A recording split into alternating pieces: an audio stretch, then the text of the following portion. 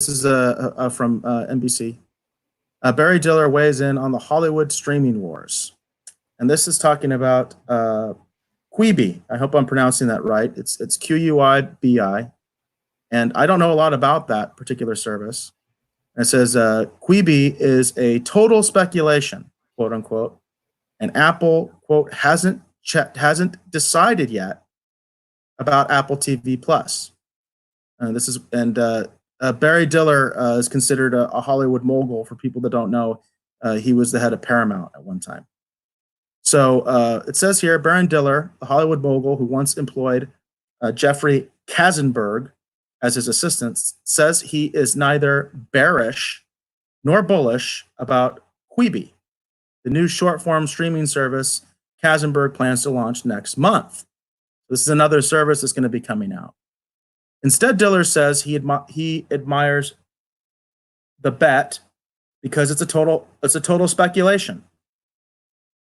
It's a giant and gutsy speculation, Diller, the chairman of IAC, said in an interview with NBC News Buyers Market podcast.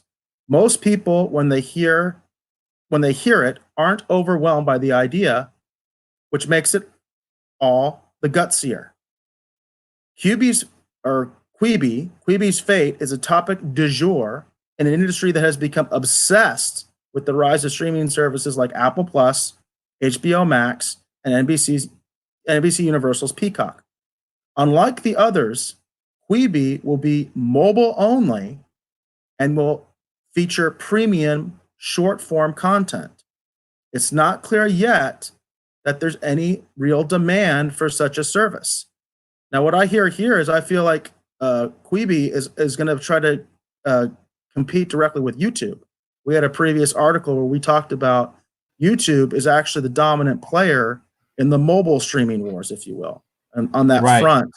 And it looks like they're looking to do premium content to compete directly with YouTube, which I think YouTube's probably in a great position to totally clean their clock if they get their act together and start supporting their independent creators better and stop just being, a corporate funnel, It says Diller, who has served as chairman and CEO of Paramount, Fox, and USA Networks in a career spanning nearly 6 decades, admires Katzenberg's hustle.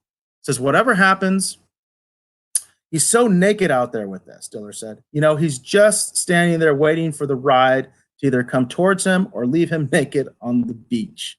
I'm sorry, that's the tide, not the ride. This is hope, this great hope that somewhere in Quibi's library, there's going to be a giant hit. That in there is going to be something that makes people say, oh my God, I've got to see it. And of course, content is king. He knows that. Content is king. If they have something in there that people really like, the people will come.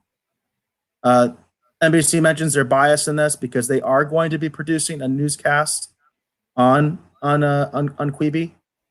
And it's kind of interesting. So this article, if you want to read it, kind of gets into this sort of an insider's take on all this stuff that's going on.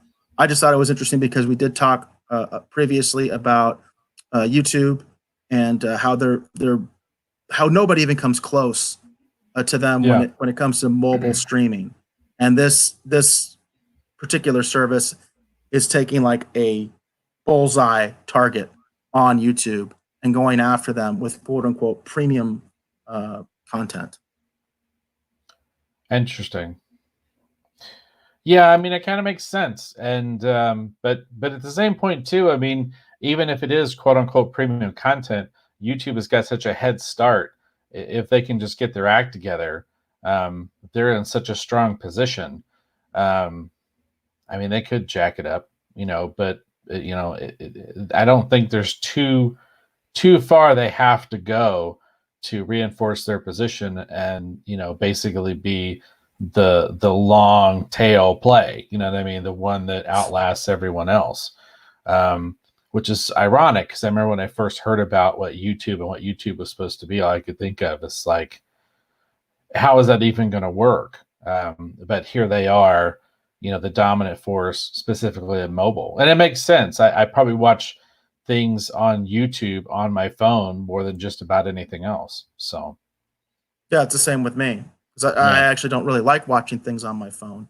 But in terms of stuff that I do watch on my phone, it's almost exclusively YouTube. So I don't like yeah, watching longer form programs on my phone. Just don't like yeah, it. I like to watch on my big screen. Diller yeah. also was talked a little bit about Apple, and he said Apple is not in it with both feet. He said of the iPhone makers foray into Hollywood. It says they've put some capital in, but relatively little. They're not making a major effort. They haven't decided yet. That's an interesting insight Mm, from him. I would argue that Apple is. I've always argued that Apple's going to have the long term view and just try to outlast everybody and just trying to survive to the end because they can take the biggest hit. They have the most capital. He said he also questioned the long term viability of AT&T's HBO Max. Says I don't think they're going to go out of business. He said, but HBO should have been out there from the beginning, competing with Netflix. But the management at Time Warner said, just give us the profits. It wasn't much interested in what HBO's destiny could or should be. And I think he's right here. I think Time Warner has made some really questionable decisions as far as hanging back as long as they've had, and just basically he's arguing being content with that licensing money from Netflix, that kind of a thing. Which for Disney's credit, Bob Iger's credit, they basically said, you know what, we're gonna wean ourselves off of that. We're not gonna just take Netflix money and we're gonna do our own thing, you know. And they got out way ahead of HBO Max. So it's going to be, I think, a legitimate question whether HBO Max can make up for that, for the fact that they are so far behind everybody else. yeah. I think a lot of what he's saying kind of syncs up with a lot of things that we've kind of thought or expressed, on the show to one extent or another. So